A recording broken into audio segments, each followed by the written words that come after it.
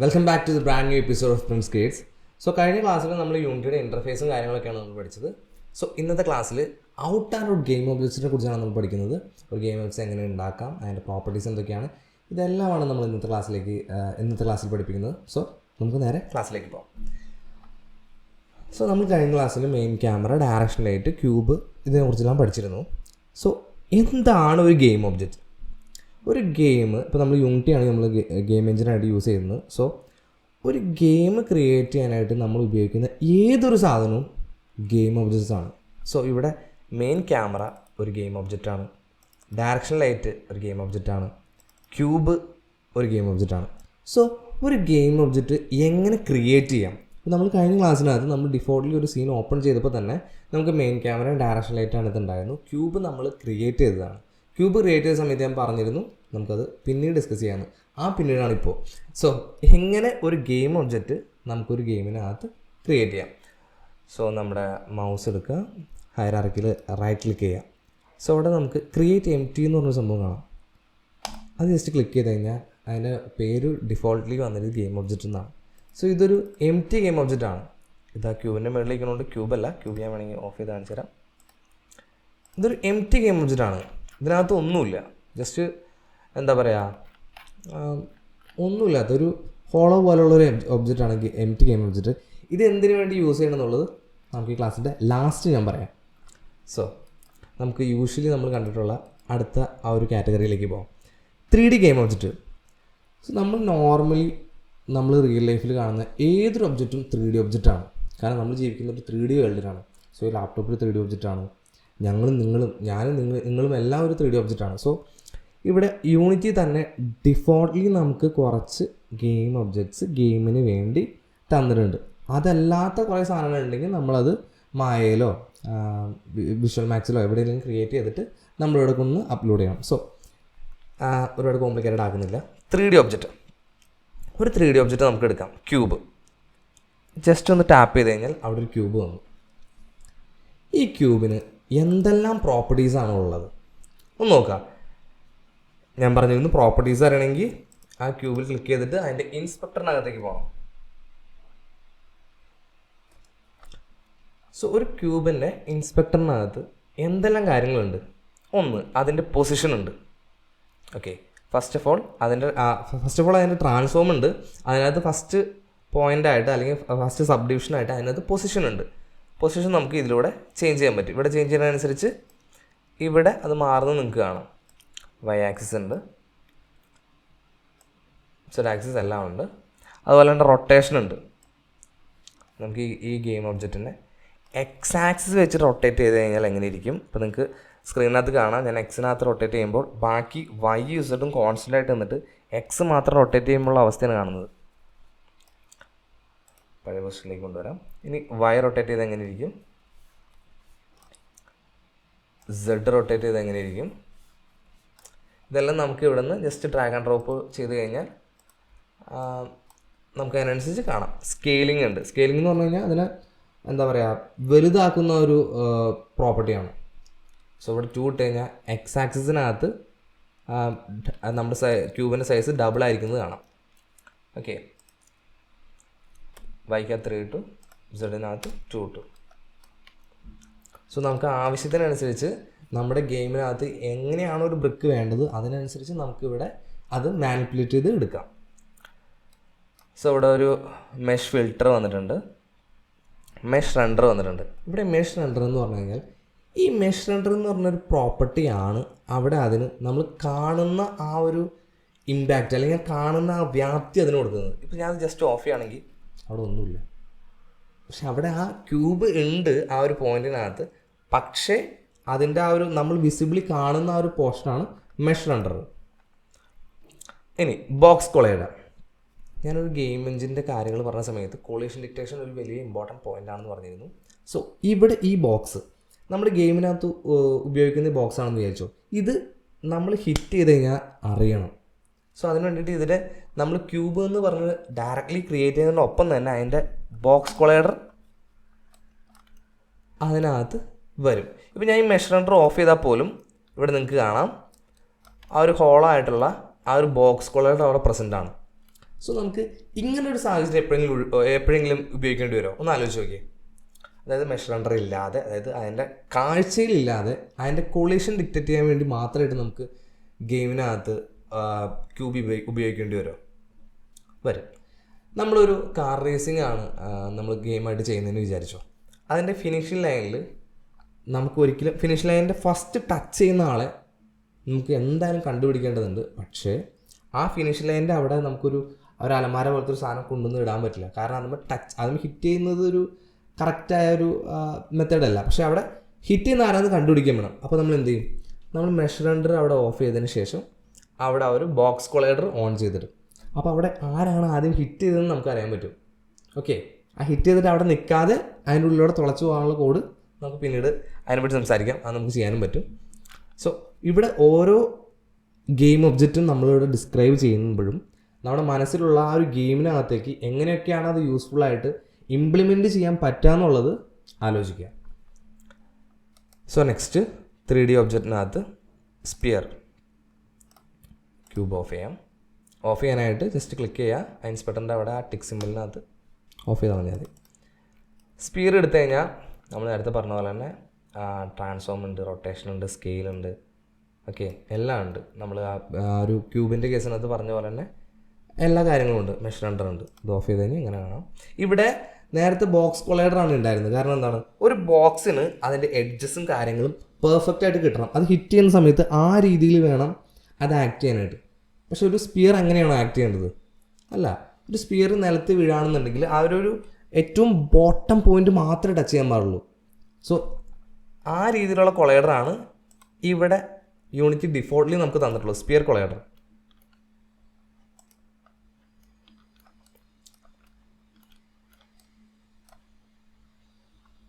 Session of ചെയ്താൽ നമുക്ക് sphere collider perfect ആയിട്ട് കാണാൻ പറ്റും.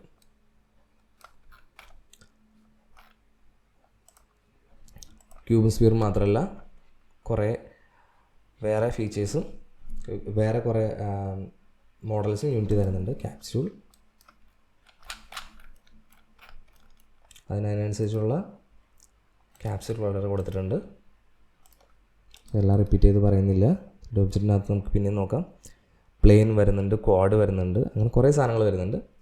പ്ലെയിൻ വേണമെങ്കിൽ ജസ്റ്റ് നമുക്കൊന്ന് പറഞ്ഞു വയ്ക്കാം. കാരണം പ്ലെയിൻ എന്ന് വെച്ച് കഴിഞ്ഞാൽ ആ ഒരു ഗെയിമിൻ്റെ പ്രതലമായിട്ട് നമുക്ക് വേണമെങ്കിൽ യൂസ് ചെയ്യാം. ഏതൊരു ഗെയിമിൻ്റെയും ആ ഒരു ബേസ് ആക്കാവുന്ന ഒരു പോർഷനാണ് പ്ലെയിൻ. ഒരു ക്രിക്കറ്റ് ഗ്രൗണ്ട് തന്നെ നമുക്ക് പ്ലെയിനിനകത്താണ് നമുക്ക് ക്രിയേറ്റ് ചെയ്ത് വെക്കാൻ പറ്റുക. കാരണം അതൊരു സിമ്പിൾ ബേസ് ആയിട്ടുള്ളൊരു ഒബ്ജക്റ്റ്, ഒരു പ്ലാറ്റ്ഫോം പോലെ ആക്ട് ചെയ്യുന്ന സംഭവമാണ് പ്ലെയിൻ.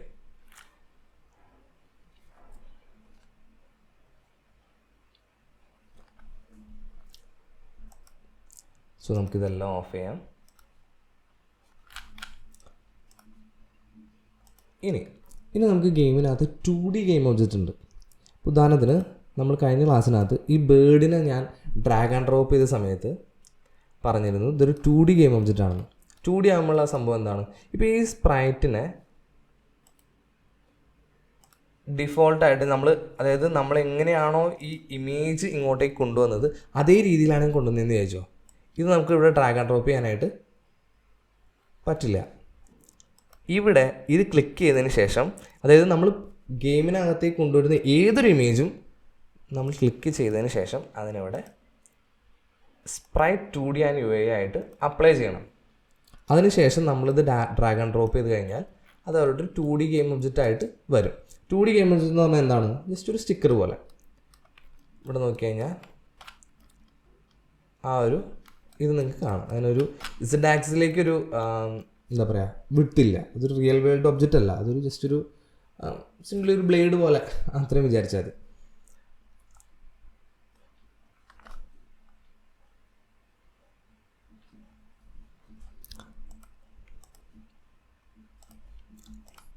സോ നമ്മൾ വളരെ ഇമ്പോർട്ടൻ്റ് ആയിട്ടുള്ള സെക്ഷനിലേക്ക് കടക്കുകയാണ്. ഞാൻ പറഞ്ഞു ഇന്ന് നമ്മൾ ഗെയിം ഒബ്ജക്ട്സിനെ കുറിച്ചാണ് പഠിപ്പിക്കുന്നത്. നമുക്ക് 3D ഉണ്ട്, 2D ഉണ്ട്. പക്ഷെ ഇത് രണ്ടും അല്ലാതെ ക്യാൻവാസ് അല്ലെങ്കിൽ UI എന്ന് പറയുന്നൊരു എലമെൻ്റ് ഉണ്ട്. നമ്മൾ ഒരു ഗെയിം കളിക്കുകയാണ്. നമ്മൾ PUBG പോലുള്ള ഏതെങ്കിലും ഒരു ടിപ്പിക്കൽ ടൈപ്പ് ഒരു ഓപ്പൺ വേൾഡ് വെടിവെപ്പ് ഗെയിമോ അല്ലെങ്കിൽ ഒരു എന്ത് തരം 3D ഗെയിം കളിച്ചാലും നമുക്ക് ചില കൺട്രോൾസ് അല്ലെങ്കിൽ ചില എലമെൻറ്റ്സ് നമുക്ക് ഒരിക്കലും മൂവബിൾ ആയിരിക്കില്ല. ഉദാഹരണത്തിന് നമ്മുടെ കൺട്രോൾ പാനൽസ് പബ്ജി കളിക്കുകയാണെന്നുണ്ടെങ്കിൽ നമ്മൾ ലെഫ്റ്റ് ആൻഡ് റൈറ്റ് ക്ലിക്ക് ചെയ്യുന്ന ആരോസ്, അതുപോലെ തന്നെ അതിൻ്റെ ബട്ടൺസ്, ഈ പറഞ്ഞ കാര്യങ്ങൾ പ്ലെയർ പോകുന്നതിനനുസരിച്ച് തന്നെ നമ്മുടെ സ്ക്രീനിനകത്തുനിന്ന് നീങ്ങി പോരുത്. അത് സ്ക്രീനിനകത്ത് ഒട്ടിച്ച് വെച്ച പോലെ തോന്നണം. കുറച്ചും കൂടി ടിപ്പിക്കലായിട്ട് പറഞ്ഞു കഴിഞ്ഞാൽ നമ്മുടെ മെയിൻ ക്യാമറ എവിടെയാണോ, മെയിൻ ക്യാമറ എങ്ങനെയാണ് ചെയ്യുന്നത്, മെയിൻ ക്യാമറ ഒരു ഗെയിം സീനെ മൊത്തത്തിൽ കാണുകയാണ്. ആ മെയിൻ ക്യാമറയെ ഒട്ടിച്ച് വെച്ചിരിക്കുന്ന സ്റ്റിക്കർ പോലെയാണ് അത് ആക്ട് ചെയ്യുന്നത്. കാരണം എങ്ങനെ ക്യാമറ തിരിച്ചാലും മറിച്ചാലും അത് അവിടെ നിന്ന് പോരുത്. കാരണം നമ്മൾ വെടിവെക്കുന്ന നേരത്ത് ആ വെടിവെക്കുന്ന ഒരു ബട്ടൺ കണ്ടില്ല എന്നുണ്ടെങ്കിൽ അത് ആ ബട്ടൺ മൂവ് ചെയ്ത് നമ്മൾ ഇരിക്കുന്ന ആ പൊസിഷനിൽ നിന്ന് കുറച്ചുകൊണ്ട് നീങ്ങി കഴിഞ്ഞ് കഴിഞ്ഞാൽ നമുക്ക് ഒരിക്കലും അതൊരു നല്ല ഗെയിമാണെന്ന് പറയാൻ പറ്റില്ല. സോ അത്തരത്തിലുള്ള എലമെൻറ്റ്സ്, അല്ലെങ്കിൽ ഇപ്പോൾ നമ്മുടെ എന്താ പറയുക, നമ്മുടെ ഒരു ഗെയിമിൻ്റെ പ്ലെയറിൻ്റെ നെയിം കൊടുക്കുന്ന text, controls, buttons, exit buttons, UI, complete UI panel എല്ലാം നമ്മൾ ഇവിടെയാണ് ഡിസ്കസ് ചെയ്യുന്നത്. സോ ക്യാൻവാസ് എന്ന് പറഞ്ഞ സംഭവം നമുക്കിവിടെ ഇൻട്രൊഡ്യൂസ് ചെയ്യാം. റൈറ്റ് ക്ലിക്ക് ചെയ്യുക, UIയിലേക്ക് പോവാം, ക്യാൻവാസ് ചൂസ് ചെയ്യാം. സോ നമ്മൾ ക്യാൻവാസ് ഇൻട്രൊഡ്യൂസ് ചെയ്യാം. ക്യാൻവാസിനകത്ത് റൈറ്റ് ക്ലിക്ക് ചെയ്തിട്ട് അവിടെ പിന്നെയും UI എന്ന് ക്ലിക്ക് ചെയ്ത് കഴിഞ്ഞാൽ നമുക്ക് ഒരുപാട് ഓപ്ഷൻസ് കാണാം. ഇമേജ് കാണാം, അതുപോലെ തന്നെ റൈറ്റ് ക്ലിക്ക് ചെയ്തിട്ട് നമുക്ക് ടെക്സ്റ്റ് കാണാം. ടെക്സ്റ്റ് ഇമ്പോർട്ട് ചെയ്യുന്ന സമയത്ത് ഈ ഒരു വേർഷനകത്ത് TMP ഇമ്പോർട്ടർ വരും. ജസ്റ്റ് ക്ലിക്ക് ചെയ്ത് കൊടുത്താൽ മതി, ഓട്ടോമാറ്റിക്കലി ഡൗൺലോഡ് ആയിക്കോളും.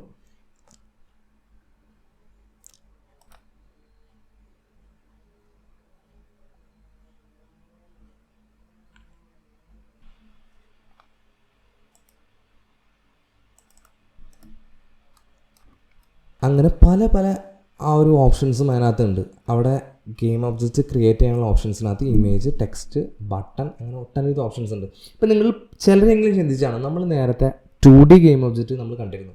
ആ 2D ഗെയിം ഒബ്ജക്റ്റും നമ്മളുടെ UIയും തമ്മിൽ എന്താ വ്യത്യാസം? രണ്ടും 2D പോലെ തന്നെയല്ലേ ആക്ട് ചെയ്യണമെന്ന്? അങ്ങനെയല്ല. ഇപ്പോൾ ഉദാഹരണത്തിന് നമ്മളിപ്പോൾ ഒരു ഫ്ലാപ്പി ബേർഡ് ഗെയിമാണ് ചെയ്യുന്നതെന്ന് വിചാരിച്ചു.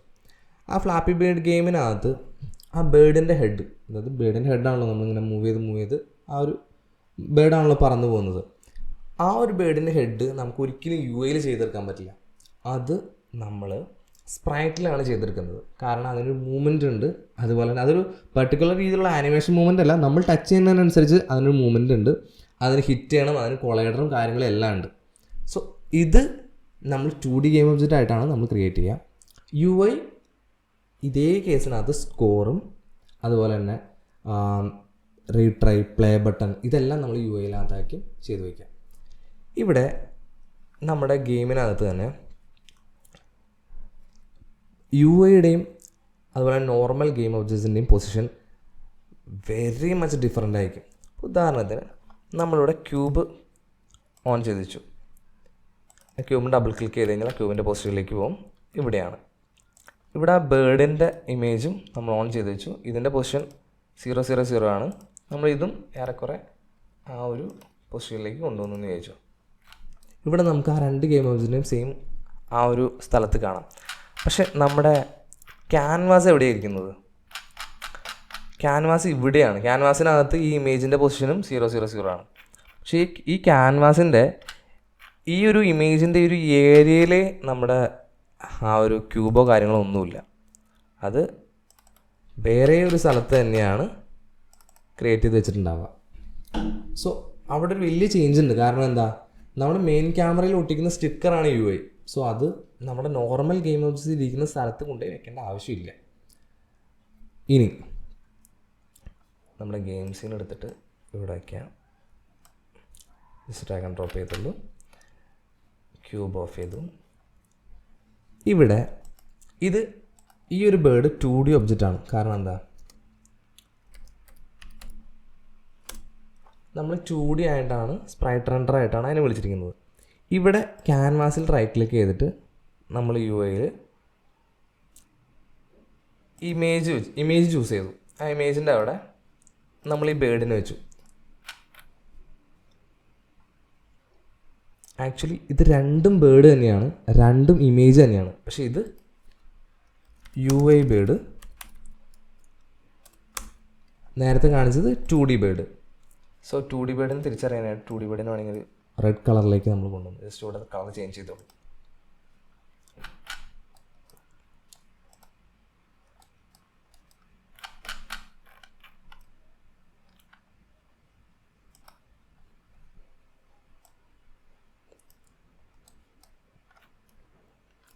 സോ ഈ 2D ബേർഡിൻ്റെ ഇസഡ് ആക്സിസ് ഞാൻ ചേഞ്ച് ചെയ്യണം.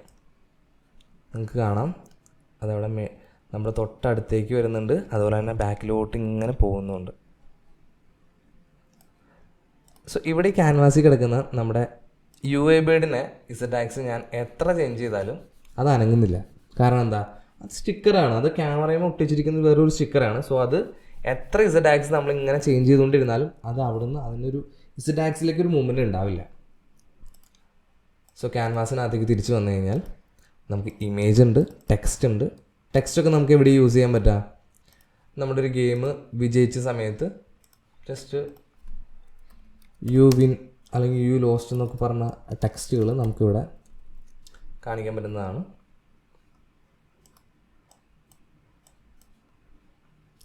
ഇവിടെ കാണാൻ നിങ്ങൾക്ക് ബേർഡ് UI ബേർഡ് ഓഫ് ചെയ്ത് കഴിഞ്ഞാൽ യു വിൻ എന്നുള്ളത് കാണാം. ഇമേജ് ഓഫ് കോഴ്സ് നേരത്തെ പറഞ്ഞു, ഇമേജ് യൂസ് ചെയ്യാം.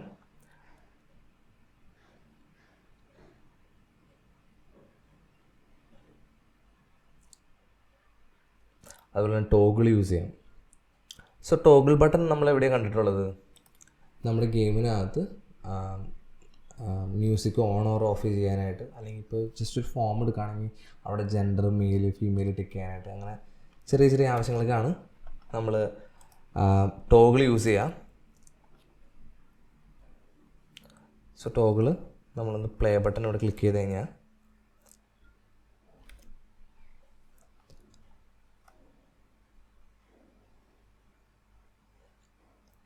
നമുക്കത് ഓൺ ചെയ്യാനും ഓഫ് ചെയ്യാനും പറ്റും. ഇനി പ്ലേ ബട്ടൺ വെച്ചിട്ട് തന്നെ ഞാൻ കുറച്ച് കാര്യങ്ങൾ നമുക്ക് ഇൻട്രൊഡ്യൂസ് ചെയ്യാം. UIക്കകത്ത് നമുക്ക് ബട്ടൺ ഇൻട്രൊഡ്യൂസ് ചെയ്യാൻ പറ്റും. ആ ബട്ടൻ്റെ ക്ലിക്ക് ആക്ഷൻ നിങ്ങൾക്ക് കാണാം. ഇത് നോർമൽ ഏതൊരു വെബ്സൈറ്റ് എടുത്താലും ഏതൊരു ഗെയിം എടുത്താലും പ്ലേ ബട്ടൺ ഉണ്ടാവും, അതുപോലെ തന്നെ ക്വിറ്റ് ബട്ടൺ ഉണ്ടാവും. അതിനൊക്കെ വേണ്ടിയാണ് നമ്മളിവിടെ ബട്ടൺ യൂസ് ചെയ്യുന്നത്. അതുപോലെ തന്നെ ക്യാൻവാസിനകത്ത് ഒരുപാട് ഫീച്ചേഴ്സ് ഉണ്ട്, ഞാൻ ബേസിക് ഫീച്ചേഴ്സ് മാത്രമേ പറയുന്നുള്ളൂ. നമുക്ക് ഇൻപുട്ട് ഫീൽഡ് ഉണ്ടാവും. ഇൻപുട്ട് ഫീൽഡൊക്കെ എന്തിനാണ് യൂസ് ചെയ്യുന്നത്? നമ്മുടെ ഗെയിമിനകത്ത് ഒരു പ്ലെയറുടെ നെയിം ചൂസ് ചെയ്യാനായിട്ട്. ഇപ്പോൾ ഞാനിവിടെ ക്ലിക്ക് ചെയ്തിട്ട് പ്രിൻസ് എന്ന് അടിച്ചു കഴിഞ്ഞാൽ എൻ്റെ പേരവിടെ വരും. അത് യൂഷ്വലി നമ്മുടെ ഗെയിമിനകത്ത് എങ്ങനെയാണോ ഒരാളുടെ പേര് എടുക്കുന്നത്, ഇപ്പോൾ സാധാരണയൊക്കെ ടെക്സ്റ്റ് ഡിസ്പ്ലേ ചെയ്യിക്കാനാണ് ഉദ്ദേശിക്കുന്നത്. ഇത് പേര് അല്ലെങ്കിൽ ആ ഒരു ടെക്സ്റ്റ് യൂസറിനെ അങ്ങോട്ടേക്ക് എടുപ്പിക്കാനാണ്. സോ അതിന് നമ്മൾ സെപ്പറേറ്റ്ലി കോഡ് ചെയ്തേണ്ട ആവശ്യമില്ല. നമുക്ക് ജസ്റ്റ് യൂണിറ്റി തന്നെ വന്നിട്ടുള്ള ഇൻപുട്ട് ഫീൽഡ് ഉപയോഗിച്ചിട്ട് നമുക്ക് പേരും കാര്യങ്ങളൊക്കെ ചെയ്യാം. സോ ഇവിടെ പ്ലേ ബട്ടൺ ക്ലിക്ക് ചെയ്തുകൊണ്ട് തന്നെ ഞാനിത് ചെയ്തുകൊണ്ട് തന്നെ നമ്മൾ പ്ലേ ബട്ടൺ എങ്ങാനും ഓഫ് ചെയ്ത് കഴിഞ്ഞാൽ അതെല്ലാം പോകും. നമ്മൾ യൂണിറ്റിക്ക് അത് ശ്രദ്ധിക്കേണ്ട കാര്യമാണ്. നമ്മൾ എന്ത് കോഡ് എഴുതാണെങ്കിലും അല്ലെങ്കിൽ എന്ത് യൂണിറ്റിയിൽ എന്ത് ചെയ്യണമെന്നുണ്ടെങ്കിൽ പ്ലേ ബട്ടൺ ഓൺ ആണോ എന്ന് ചെക്ക് ചെയ്യുക. Play button in case on ആണെന്നുണ്ടെങ്കിൽ നമ്മളിപ്പോൾ എന്ത് ചെയ്യുന്ന കാര്യമാണെങ്കിലും പ്ലേ ബട്ടൺ ഓഫ് ചെയ്ത് കഴിഞ്ഞാൽ അത് റിവേർട്ടാവും. ഇനി നമ്മൾ നേരത്തെ പറഞ്ഞ പോലെ തന്നെ എംപ്റ്റി ഗെയിം ഒബ്ജക്റ്റ് എന്തിനാണ് യൂസ് ചെയ്യുന്നതെന്ന് നോക്കാം. സോ ഞാനിവിടെ ഇതുവരെയുള്ള എല്ലാ ഗെയിം ഒബ്ജക്റ്റും ഞാൻ ഓഫ് ചെയ്ത് കളയാണ്. മെയിൻ ക്യാമറ ഡാഷ് ലൈറ്റ് മാത്രം മതി. സോ ഞാനിവിടെ ഒരു എംപ്റ്റി ഗെയിം ഒബ്ജക്റ്റ് ക്രിയേറ്റ് ചെയ്യുന്നു. ഇതിൻ്റെ പേര് ഞാൻ എംപ്റ്റി എന്നതാണ്. ഓക്കെ, നമുക്കിത് കാണാൻ പറ്റില്ല, ഒന്നുമില്ല. ഇനി അതുപോലെ തന്നെ ഞാനിവിടെ ഒരു 3D ഗെയിം ഒബ്ജക്റ്റ് ക്രിയേറ്റ് ചെയ്യണം. ക്യൂബ് 3D ക്യൂബ് എന്നിട്ട്. സോ ശ്രദ്ധിക്കുക, ഞാൻ പറഞ്ഞു ഒരു ഗെയിം ഒബ്ജക്റ്റിനെ ആ ഗെയിം ഒബ്ജക്റ്റ് ആക്കുന്നത് അതിൻ്റെ പ്രോപ്പർട്ടീസാണ്, അല്ലെങ്കിൽ അതിൻ്റെ ഇൻസ്പെക്ടറിന് താഴെയുള്ള ആ ഒരു ഫങ്ഷണാലിറ്റീസാണ്. ഇത് ചേഞ്ച് ചെയ്ത് കഴിഞ്ഞാൽ ഒരു empty game object 3D game object ആകും. 3D ഗെയിം ഒബ്ജക്റ്റ് ക്യാമറയാവും. ക്യാമറ ഡയറക്ഷൻ ലൈറ്റ് ആകും. സോ നമുക്ക് തിരിച്ചു വരാം. സോ ഈ എംപ്റ്റി ഗെയിം ഒബ്ജക്റ്റ് എങ്ങനെയാണ് വയ്ക്കുക? ഈ 3D ക്യൂബ് നമ്മളിവിടെ വന്നിട്ടുണ്ട്, ജസ്റ്റ് ഒന്ന് നീക്കി വയ്ക്കുക. ഇതിനകത്ത് എന്തെല്ലാം ഉണ്ട്? ട്രാൻസ്ഫോം ഉണ്ട്, മെഷ് റെൻഡർ ഉണ്ട്, ബോക്സ് കൊളൈഡർ ഉണ്ട്, എല്ലാ കാര്യങ്ങളും ഉണ്ട്. ഈ MT ഗെയിം ഒബ്ജക്റ്റിനകത്തേക്ക് ഇപ്പോൾ ട്രാൻസ്ഫോം മാത്രമേ ഉള്ളൂ. ട്രാൻസ്ഫോമിൻ്റെ കൂടെ മെഷ് ഫിൽട്ടർ ആഡ് ചെയ്യാണ്. ഫസ്റ്റ് കമ്പോണൻറ്റ് 3D ക്യൂബിനകത്തുള്ള first component mesh filter add ചെയ്യാണ്. നമുക്കിവിടെ കാണാം, ഇവിടെ 3D ക്യൂബ് ഇവിടെയുണ്ട്, ഇവിടെ MTയിലൊന്നുമില്ല. സോ മെഷ് ഫിൽട്ടറിൻ്റെ അവിടെ ക്ലിക്ക് ചെയ്തിട്ട് അതിൻ്റെ ടൈപ്പ് ക്യൂബാണെന്ന് ഞാൻ പറഞ്ഞു കൊടുത്തു. സോ ഒരു മെഷ് ഫിൽട്ടർ ക്രിയേറ്റ് ആയിട്ടുണ്ട്. അടുത്ത് ഞാൻ മെഷ് റെൻഡർ ക്രിയേറ്റ് ചെയ്ത് കൊടുക്കുകയാണ്. സോ ഒരു മെഷ് റെൻഡർ വന്നു. സോ അതുപോലെ തന്നെ ഇതിനകത്ത് നമ്മൾ ഒരു ബോക്സ് കൊളൈഡർ ആഡ് ചെയ്യാണ്.